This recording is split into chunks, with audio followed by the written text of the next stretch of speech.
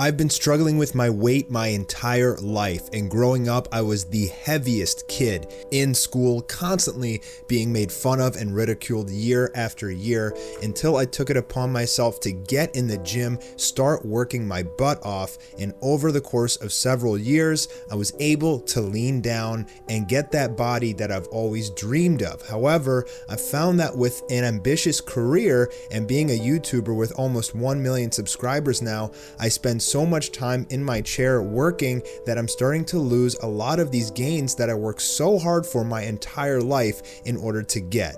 My name's Jake MASTAR of the channel MASTAR Media, and I'm here today to ask ScottHermanFitness on a couple important questions which can help me beat the plateau and obtain the body that I've always desired ever since I was a kid. Hey, what's going on, nation? Today I have a special treat for you guys. With it being January, a lot of you are trying to reach new goals. Some of you guys are hitting plateaus. I thought it would be great to do a collaboration with someone who has not only lost a lot of weight and built a lot of muscle, but has some plateau questions of his own, and we're gonna sit here and we're gonna discuss them. And what's so good about this is that I know this is going to apply to every single one of you watching this video. And Jake also has a really inspiring story, and you're gonna hear from him right now. So this is Jake MASTAR of MASTAR Media. Jake, thank you so much for being on the channel today. Yeah, Scott, thanks. It's great to be here. And as you guys saw, I grew up extremely overweight. I was the biggest kid in school, and I had a whole transformation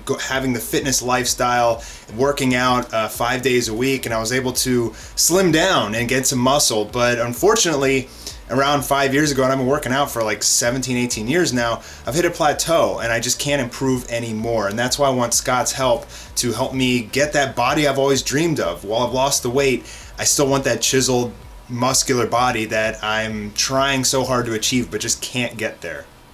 Yeah, and I mean that's why I say this video is gonna be so relatable to you guys.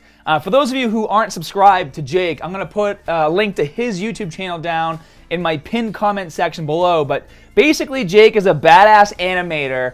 He does a lot of different things. A lot of the stuff that he does is he covers Dragon Ball Z and Dragon Ball Super.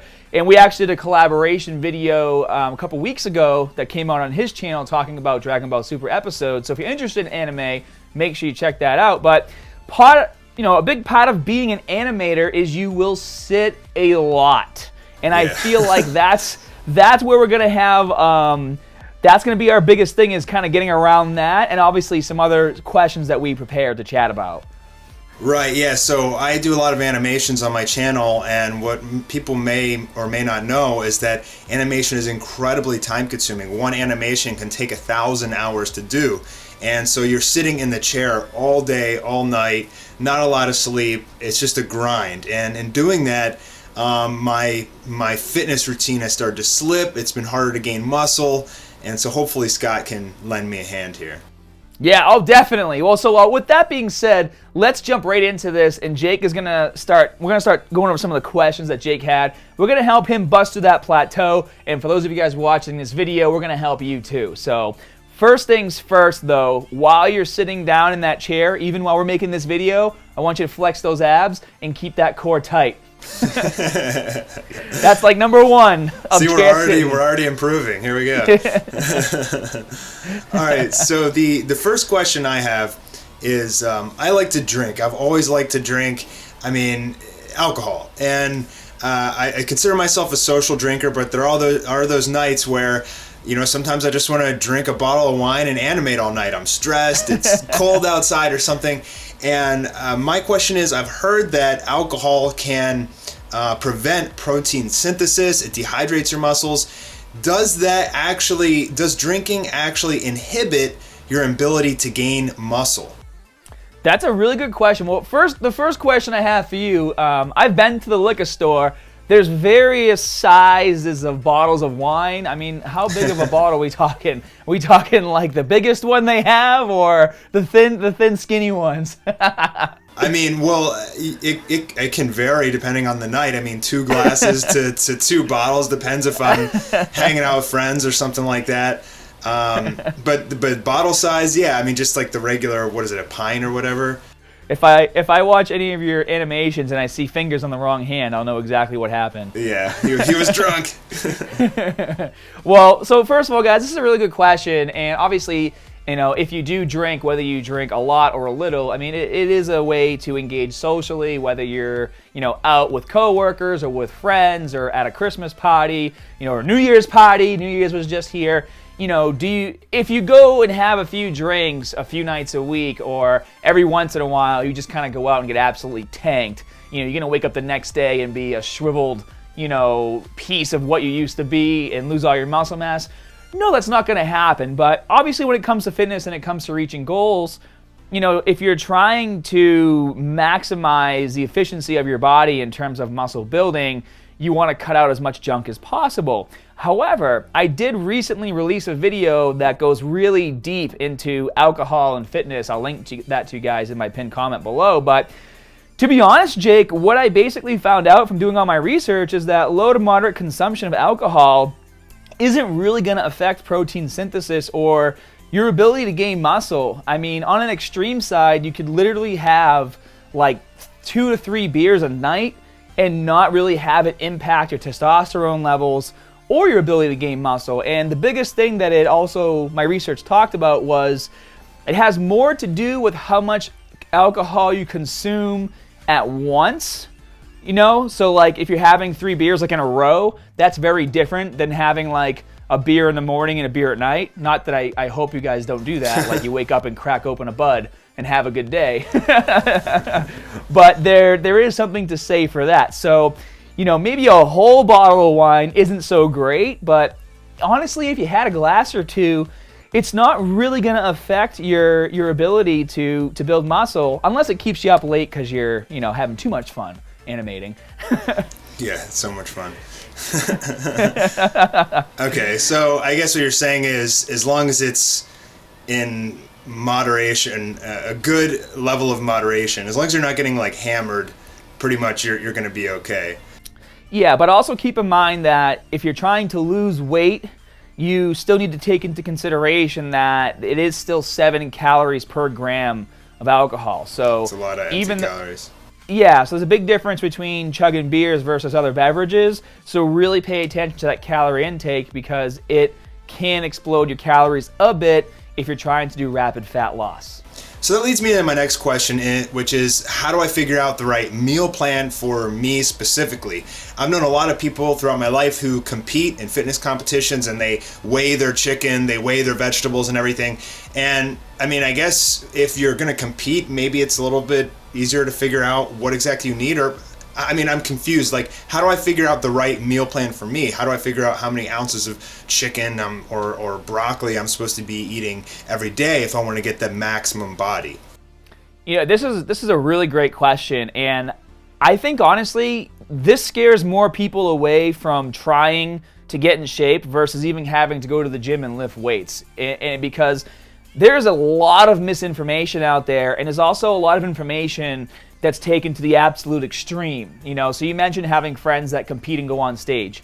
You can look like ripped and build muscle and look phenomenal without having to be as strict as your friends might be, walking around with their containers and every little bit of food is measured out precisely. Because you have to understand, guys, when you're going on stage, you're trying to deplete your body to look as dry as possible so that when you're on stage, you're as vascular as you can possibly be and you look as full as you possibly can look as well. And as a natural athlete, you can't walk around stage ready all the time. It is not healthy for your body. So it's okay to carry a bit more body fat. If you're sitting around 8, 9, 10, upwards to 14, 15% body fat, you can still look pretty ripped with your shirt off, even at that body fat percentage level. But like I said, there's so much misinformation out there where, that's why Jake has this question of how much of everything should I have?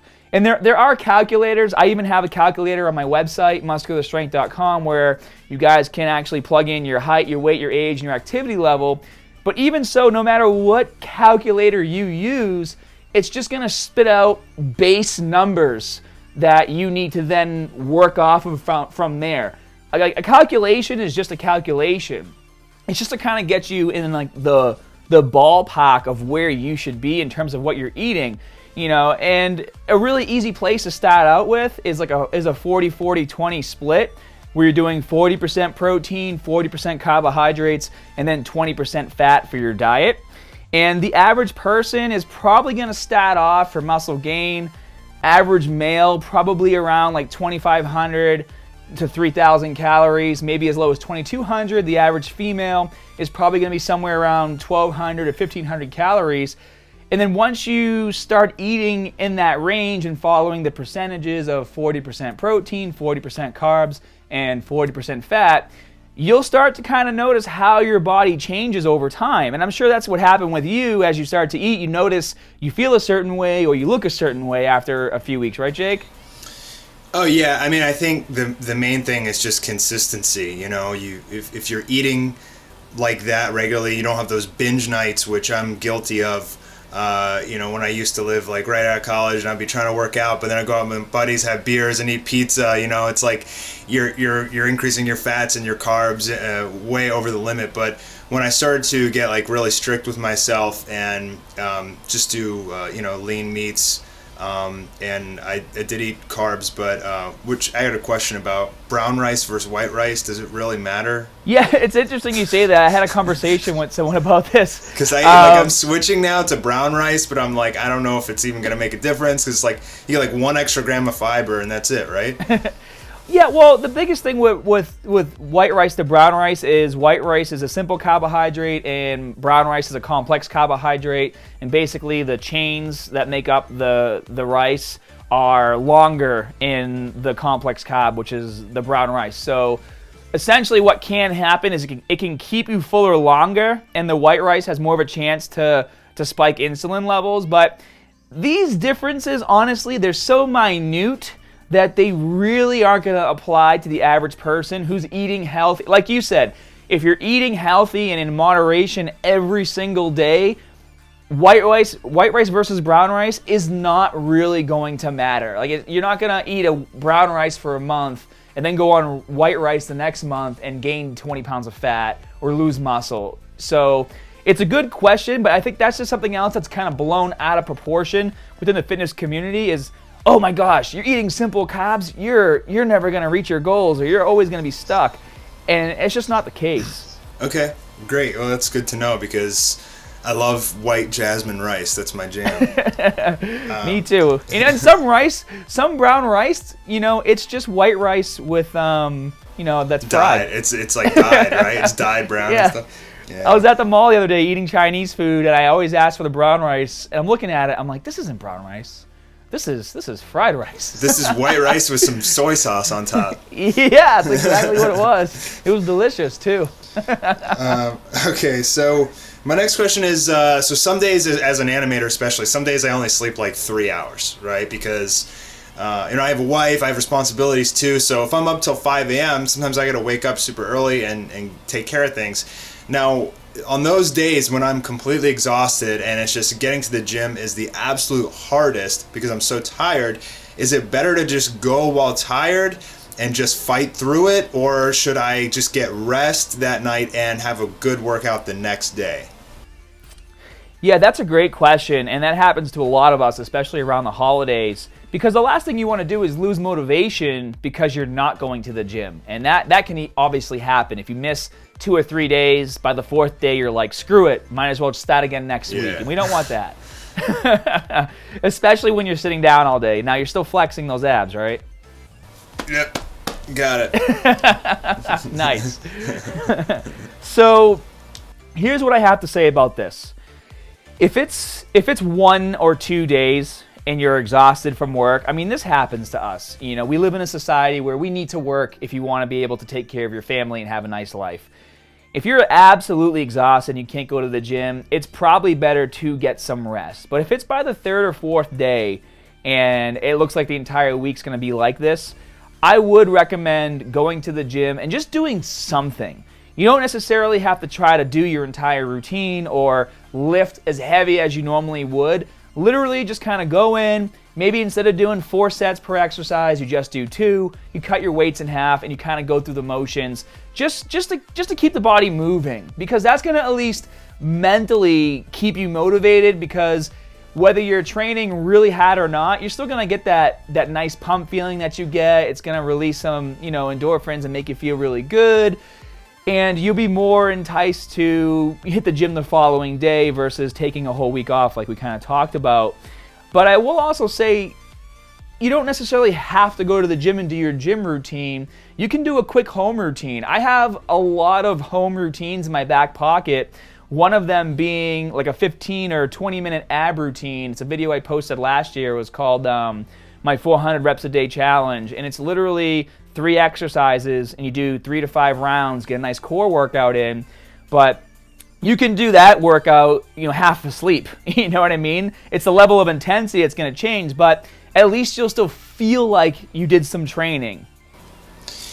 Yeah, and sometimes what I found out is like just getting to the gym is the hardest part, and once you're in there and you do like 1 set, you're like, okay, now I can do it. But sometimes I guess it's just the motivation to like get out of the house and actually go, no matter how tired you are. But once you get into the gym, you usually have a better workout than you think you were going to. Yeah, and you as an animator, Jake, you might be better off if you know, for example, tomorrow you're going to be sitting down all day. You're better off waking up, hitting the gym in the morning for like an hour, and then getting home and then planting your butt down. Yeah, no, that's definitely true, because once I get 8 hours of animation and I'm too tired to do anything. You know what I think would be interesting too, Jake? Because obviously everyone watching this video, maybe they're not animators. A lot of people obviously are getting into it. That's why the YouTube community is growing so much. But there is something to be said about, you can't just, let's say you want to go to the gym at 5 o'clock, right? You can't just animate until 4:30 and then stop and get ready for the gym if you're in the zone, because right. it's not always easy. And I want you to explain this after I finish the sentence. It's not easy to get the mindset in the zone to do really creative animating, and does that hurt you and hurt your ability to get to the gym sometime, because you just don't want to leave that magic zone? Oh, absolutely. Sometimes you, as any creator, whether you're a writer or a musician or animator, artist, whatever you are, there's going to be points where like you said, you're going to be in the zone. You're going to have that creative juice just flowing. And when you get in that mode, it's almost like tunnel vision. You're focused and you just black everything else out. And then sometimes I'll be in that, and before I know, I'll look at the clock and it's 8 p.m., and I'll have went from 3 p.m. to 8 p.m. and it's 5 hours have gone. And yeah, I got a lot of great animation done, but now it's 8 p.m. and it's can I make it to the gym or not? But I think what you said before is hit the nail on the head, is really just try and go in the morning, which I have a huge problem with because I'm not a morning person. I always get the worst workouts in the morning, but that is a major difficulty for any creator who's not on a definitive schedule. And I think it really just comes down to discipline. I mean, that's my 2 cents. Yeah, I'm not a morning person either. And for those of you guys watching the video, if you're not a morning person, I will say that after a few weeks of training in the morning, from my friends that have made the switch, they hate it at first, then they actually start to really like it, and they get better workouts doing it first thing in the morning. So it's just like anything else. You just have to reprogram your body's routine. My next question, around, 2 or 3 years ago, I developed some nutritional complications, right? I can't eat flour anymore, and I can't eat... Oh, wow. Yeah, I don't know what happened. It's some form of IBS. It's not the bad kind. It's just my body can't digest bread. Whey protein, apparently also I have an issue with it. And so now that I have these dietary restrictions, I cut out protein shakes. I've been drinking protein shakes for 15 years. And so for the last 2 or 3 years, I just haven't been drinking them at all. Initially, I didn't really notice any muscle loss or even strength loss. I definitely noticed a recovery issue after I would have a workout the next day. or even later that day, I would be way more sore than when I would drink a protein shake. But my question is it really necessary? Like, so the last few years, I've just been eating like real foods, like, some chicken and rice or something after a workout. And that's a switch from the protein shakes. I mean, is that okay? Do I need to implement protein shakes at least as snacks, like to get my grams of protein up equal to my body weight? Or should I just keep eating regular food? Well, if you're getting extremely sore and you never used to get that sore, obviously there's a deficiency of protein because you're not getting the shakes. And were you tracking your macros at that point too to see what you were getting each day? Nah, probably not. No. But that's that whole laugh. No, I've tried to record stuff, man. I make it through like 3 days and I'm just like, it's too much work to like record everything. But I was eating a lot, man. I mean, I was eating a lot and I was eating right. I really don't feel like it was a protein deficiency. I mean, I was eating like a good 6 to 8 meals a day, always like lean protein every single meal. So I don't know. I mean, well, I guess we'll never know definitively until you track, but there are other things that you can try. Really, something that's really popular is BCAAs. I don't think that would impact your stomach the same way. I mean, it shouldn't. I drink them now. Oh, you do? Okay, yeah. So perfect. So that's step one. And step two, we really need to know what your protein intake is. But guys, supplements are not required to make gains. All you need to do is just learn how to find the right foods that contain more protein. So you're already getting protein, from the meats and things that you're eating now. Is it dairy in general that you can't have? Does like dairy really affect you? It's not like a lactose intolerance. It's just like it seems to be more like bread than anything else. Like bread and whey for whatever reason. I don't know. Just like I don't want to get into details, but pretty much I just like I shouldn't be eating it. Every once in a while I'll slip up, but. What it's basically going to come down to for you, Jake, and nobody likes to. Well, there are people who like it, but not everyone likes to track their macros. But if you can track your macros for a day or two, just to kind of see what you're getting on the average, then you can make some tweaks. So let's say, for example, maybe you're not getting enough protein, for full recovery after your workouts. If you just kind of know that you're off by maybe like 30, 40 grams a day, which does add up obviously throughout the week, you can just quickly implement some other foods to boost that up, whether it's, having more meats with your meals or eating more dairy products. Like for me personally, I do a lot of Greek yogurt. Greek yogurt's like 23 grams of protein per 1 cup. So it's really easy for me to have that at night with a bowl of fruit or something like that. So protein shakes aren't necessary. They do definitely make it a lot easier to get your protein intake in, especially if it needs to be high. But you can do the same exact thing just by supplementing other foods as well. So that brings me to my next question, which is, can cardio really burn muscle? And the reason that I'm asking this is I recently took 4 months off of the gym lifting weights to join a kind of like boutique fitness firm class. And essentially it was high intensity interval training with weights. The weights weren't like 5-pound dumbbells. Like you're probably lifting about half the weight that you normally would in the gym, but instead of doing 12 reps, you're doing like 100 reps. And on top of that, you're doing the high intensity interval training. So the issue I had with that is I started losing muscle, and I actually quit. I'm going back to the gym now and I'm starting to feel better. But even though it was like really good to get my heart racing all the time and I was still getting the muscular atrophy and everything, I started shrinking and slimming down. And so my question is cardio burning muscle? Like is it, or is it because I wasn't lifting heavy anymore? Like what do you think was going on there? Honestly, Jake, I think it was a combination of a few different things. Cardio usually isn't the number one reason why you start losing muscle. Usually the number one reason why you start losing muscle is because you're not eating enough food. Because when you do a cardio-based workout, even if you're lifting weights versus a traditional workout in the gym, doing the cardio-based workout, your heart rate is racing the entire time, which means you're burning way more calories doing that type of training. So if you already started to notice a difference and you haven't really changed your eating habits going from that studio you were training in to back to the gym, the clear indication to me is that now you're not burning as many calories, and the amount of calories you're eating is sufficient for your body to maintain the muscle mass that it has doing the gym workouts. So if you were to have stuck with that cardio-based training that you were doing, I bet you could have built lean muscle tissue if you maybe had increased your calories, believe it or not, to make up for that extra work. And that's what it's always going to be, guys, is knowing your body and knowing that, okay, if I'm doing all this extra work and I'm starting to lose muscle, it's not because the workout's too intense, it's because you need to fill that calorie gap, calories in versus calories out.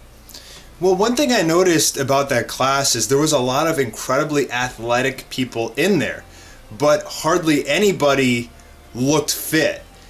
So when you go to the gym and you're like in the, you're down in the dungeon lifting weights with everybody, everybody's like chiseled, like everybody looks like they're made out of stone. But in this class, even though there's like older people who, maybe in their like 50s or something, who are like, they're jamming out pull-ups and burpees and everything like it's nothing, like even more than me.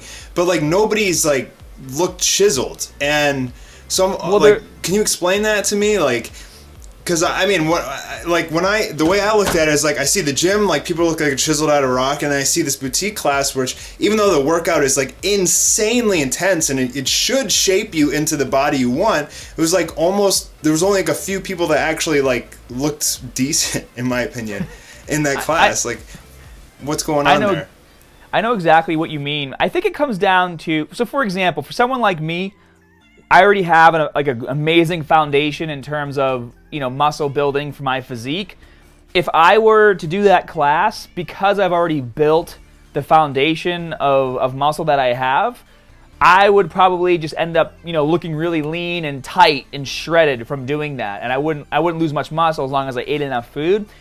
A lot of these people that are in that class, they probably never been into a gym, so they've never really had to overexert their muscles to the point to where they had to grow in order to accomplish the workout program that they're doing. Because essentially what's happening when you do a gym-based workout is you're telling your muscles either, hey, you need to get bigger to handle this volume, or hey, you need to get stronger to handle the amount of weight I'm throwing at you. And obviously you're going to get a lot more muscle fiber damage for regrowth, doing exercises that are geared towards targeting specific muscle groups versus doing cardio-based exercises. Like just doing a burpee isn't gonna make your shoulders and legs and arms huge. You know what I'm saying?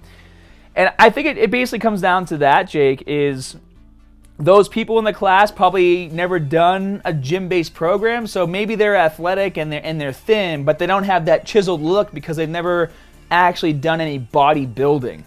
And if there are anybody in that class that do have that look, it's probably because they did bodybuilding when they were younger, and now they just kind of do the cardio-based workouts to maintain what they've built and stay in shape. That makes a lot of sense. Okay, I hope so.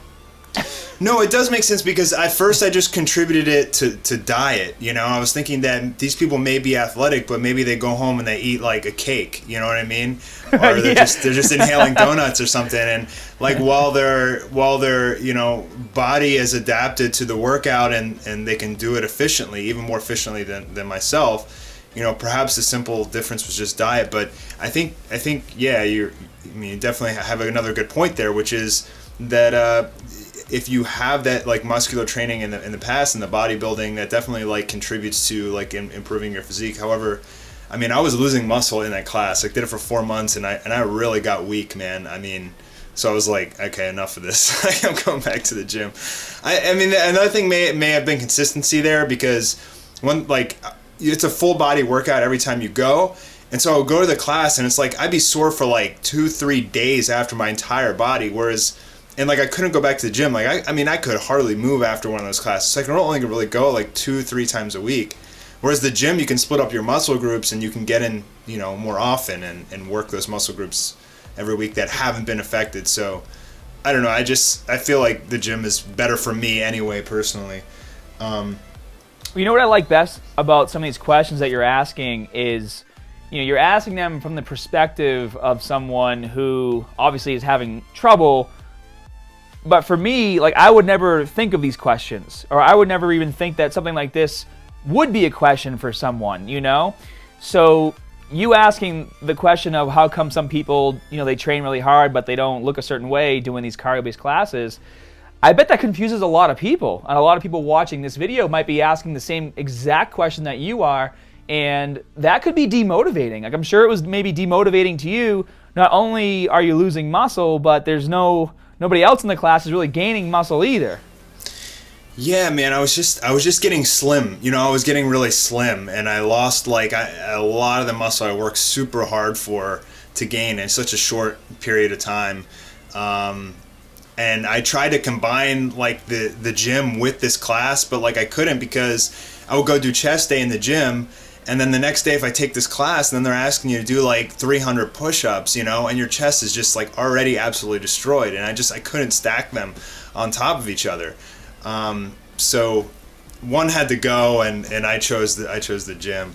Well, since we're on that subject, that brings me to my next point, which is I've heard from various friends who are trainers that you either want to decide to burn fat or gain muscle, and that doing both at the same time is actually really inefficient. Is that true? Should you focus on one or the other? That's a really great question, and I know a lot of people at home are going to have this question, especially with it being January, and everyone's ready to go ham at the gym. So it basically works like this, Jake. If you're an absolute beginner, you will see a change in your body where you're losing muscle, you're losing fat and building muscle at the same time. And I actually talked about this a lot in my skinny fat video that I did, where you have people who are skinny but also have fat all over the body at the same time. It's a very common term. And essentially what's happening is, well, for those people, a lot of times nutrition, the muscles just aren't getting the nutrition they need to grow. But if you're a newbie in the gym, you've basically never done any sort of training before, you've never probably ate correctly before, and in your first year of training, you can build about 25 pounds of muscle in a year. So your body's just ready to go. So that's why newbies will start to see this transformation of losing body fat and building muscle at the same time. But you've been obviously training for a long time. You started 18 years ago. So you've passed that threshold where you're going to see these kinds of gains. So for someone like you, and myself included, we have to make a specific goal of building muscle or losing fat. And now if your goal is to build muscle, though, that doesn't mean you boost your calories to 8,000 calories a day and put on 30 pounds of fat, because that's not going to help you at all either. All you really need to do is kind of figure out what your maintenance calories are, which is, like I said earlier, for the average male, probably between 2,500 and 3,000. And then slowly boost them up 250 to 500 calories of a surplus, and then basically watch your body and see how you progress over the next following weeks. And if you notice that you're packing on muscle, then you're good. If you notice you're packing on more fat than muscle, then you probably need to dial those calories back a bit. So it's going to be a game no matter which way you go. But yeah, at this point, you're going to have to make a decision. Do you want to lose fat, or do you want to build muscle? Yeah, I think part of my issue is that I've always tried to do both simultaneously. I eat fairly lean, but I lift heavy, and I don't do a lot of cardio, and that's not really going to work out, right? No, you're going to have to, and a lot of us are afraid of putting on body fat, and if this is the kind of schedule that you've been doing, something you might notice if you start to increase your calories right away, you might notice that you put on maybe little bits of fat, but don't let that scare you, because after a few weeks of eating more food, your body's gonna learn to digest more food at once, and then it's gonna start to expect to have that food, and it's gonna allow itself to start to transform and grow. A lot of times what happens when we try to lose fat and build muscle at the same time is our bodies are only getting enough food to basically kind of maintain. That's why usually you hit a plateau or you stay stagnant for a while. And once your body starts to realize that it's going to be given the nutrition that it needs to grow, it actually won't mind kind of dropping off some of that maybe excess body fat you have as it starts to like be reconfigured to know that it's getting more food on a daily basis. Well, yeah, and I guess that's why a lot of people they go for muscle during the winter, right? Because they can just wear a sweatshirt on top since they're gaining some fat too, and then when it comes springtime, they cut, right? Yeah, pretty much, especially in New England. My last question, since we've already touched on the other two I was going to ask, is too much good fats a bad thing? So, like, I eat, like, a lot of avocado, a lot of nuts. Is that, like, is too much of a good thing a bad thing in that sense?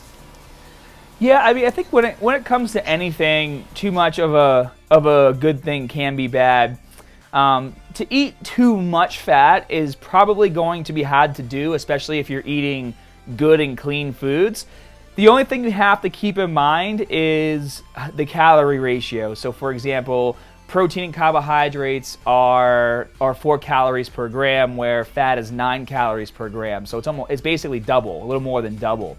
So if you're eating the right amounts of protein, eating the right amounts of carbohydrates, and you're just going hard, like super hardcore on your fats, there is a possibility that you could be eating too much food. And it could not even necessarily be that you're eating too much fat. It could just be that the ratios of your protein, carbs, and fat when added together push you past the threshold of how many calories you need to be consuming a day in order to build muscle, but not be in so much of a surplus that you start packing on body fat. And I mean, as much as I hate to say it, Jake, that's why tracking your macros is so important. Because that's what's going to make the answers to these questions make sense to you, you know? Because you could be eating 100, 130 grams of fat a day, and that could work in your meal plan, you know? But No, I don't eat that much. I mean, I eat like maybe half avocado a day, and I eat like some olive oil almost every day. You just chug from the bottle? I just chug it, man. Just olive oil challenge. No, when I make eggs, like I'll salt. If you guys want to see Jake chug olive oil, hit that little thumbs up button. When I make eggs, or I mix eggs and egg whites, and I'll usually saute some onions and spinach with it before I put the eggs in. So I consider that my olive oil. But I try not to use too much, but definitely it contributes to the overall like fats, you know. I guess the best way, and with that being the last question, the best way to end this video is that the average person is most likely not eating too much food. The average person is probably not eating enough food in order to reach their goal. Even losing weight, you could be eating not enough food to actually lose weight properly. Like your goal could be losing weight, so instinctively you're eating less food, but now you're not even giving your body enough food to maintain the muscle mass that it has. So that can be a problem too, guys. Make sure, whether your goal is to build muscle or lose fat, make sure you are eating enough food for those goals. And I think that's why a lot of people, they end up quitting the gym, is because you kind of go to the gym, let's say your goal is to lose weight, and you just think, okay, I'll just eat less and work out, and I should lose weight and get ripped. And then what happens is you get skinny fat. Or vice versa. You think, oh, I'll just eat more food, go to the gym and lift, and I'll build muscle, but then you end up actually maybe gaining some more body fat because you're eating not the right ratios of protein, carbs, and fat, or you're eating too much in general. Yeah, I found when I lost the most weight, when my body was the best, was I was lifting 3-4 days a week. I was going out dancing. I used to be like a hip hop dancer. We got videos? We got some videos? I have some videos. Another day. Send them over. But I was going out dancing 2-3 nights a week. It was like really great cardio. I mean, I'd be drenched. But basically, long story short, my best body was when I was eating like a freaking bottomless pit, but I was also working out like 5-6 days a week. My metabolism was so high, and even though I was eating an insane amount of calories, it was mostly clean stuff, because my hunger was just like insatiable. But that's when my body was the best, was when I was eating the most. And I think that's an important thing for at least the audience, anybody who's trying to get lean, to at least for my transformation. That's what worked for me. It was working out a lot and eating a lot. Yeah, you can't be afraid to eat, and a lot of us were. I even actually made a video about this a few weeks ago, talking about how I just said, screw it, I'm going to start stuffing my face every single day. And I actually got a little bigger and a little leaner doing that. So even someone like me who's a professional and does this for a living, mentally, we still kind of like convince ourselves that we're eating too much and we're gonna get fat. It's a thing that's always in the back of your head. Everybody wants to be ripped. Nobody wants to put on body fat. Right, exactly. That's what the media tells us we should look like. Yeah, exactly. All right, Jake. Well, thank you so much for joining me on my channel. And guys, if you enjoyed Jake being here, make sure you leave a comment down in that comment section below. I really want Jake to quickly talk about his channel a bit. And for those of you who are subscribed to MASTAR Media, you'll know what to expect in the upcoming weeks. So take it away, Jake. Hey guys, and thanks again, Scott, for having me here. So if you guys like Dragon Ball, especially Dragon Ball Super, I'm one of the biggest Dragon Ball YouTubers on the internet. I have almost 1 million subs. Hopefully within a couple weeks of this video I'll hit that 1 million mark. And I'm also a big animator. I do an anime war series which has all the major anime characters: Dragon Ball, Naruto, One Punch Man, Fairy Tail, Bleach.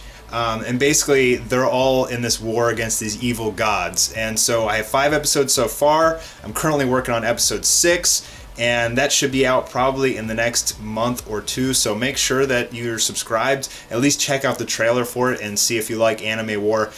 You could literally just search on YouTube for anime war and it'll come up. Oh, I'll put a link to it. Okay. That works too. It's good. You guys are going to love it. I mean, I'm a fan, so that's how we met. I was like, hey man, I like your videos and I watch Dragon Ball. Let's do some cool stuff. Yeah, he's like, come on man, I want to talk about Dragon Ball. Let's do a collab. I was like, all right man, let's go. That was awesome. And we'll be doing more too. So guys, thank you so much for watching the video. I know it was kind of long, but hopefully you guys learned some stuff and had some fun along the way. And now you guys are friends with Jake and going to be subscribed to his channel. I mean, you might even hit 1 million after this video pops out because everybody's going to go over there and check out your stuff, man. That'd be nice. But Jake, thank you so much for joining me today. And for those of you watching at home, as always, more good stuff coming soon. See you guys. Peace.